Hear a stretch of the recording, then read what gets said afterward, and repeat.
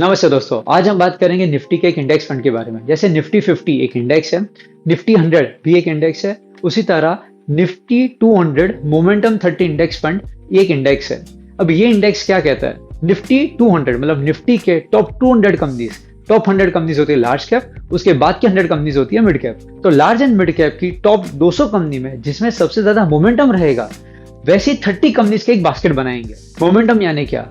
कोई भी कंपनी का शेयर अगर कुछ समय में ज्यादा तेजी से बढ़ रहा है या गिर रहा है तो उसमें ज्यादा मोमेंटम पाया जाता है। तो वैसी मोमेंटम वाली जो 30 कंपनीज रहेगी आउट ऑफ टॉप 200, उसका जो बास्केट है वो बास्केट में म्यूचुअल फंड्स वाले इन्वेस्ट करेंगे।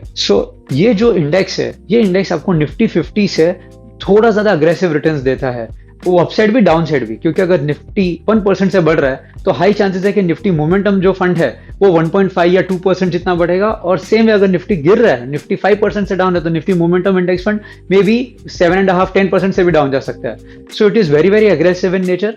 सो it is highly suitable for investors who wants to do SIP. तो अगर आप एसआईपी कर रहे हैं तो ये प्रोडक्ट में एसआईपी करना आपके लिए बहुत फायदेमंद हो सकता है, प्रोवाइडेड आप ये फंड में एसआईपी कम से कम 5-6 साल के लिए कंटिन्यू करते हैं। तो ऑल्सो अगर आप एक हाई रिस्क इन्वेस्टर है और आपको लगता है कि निफ्टी का ये लेवल बॉटम आउट हो चुका है और यहाँ से निफ्टी ऊपर जाने वाला है या बढ़ने वाला है, तो अगर आप निफ्टी में इन्वेस्ट करने के बदले थोड़ा अग्रेसिव इन्वेस्टमेंट करना चाहते हैं तो आप निफ्टी मोमेंटम फंड्स में देख सकते हैं, जिसमें निफ्टी अगर 2% से बढ़ेगी तो मोमेंटम फंड्स में चांसेस है वो लोग 3 या 4% से बढ़ जाएंगे।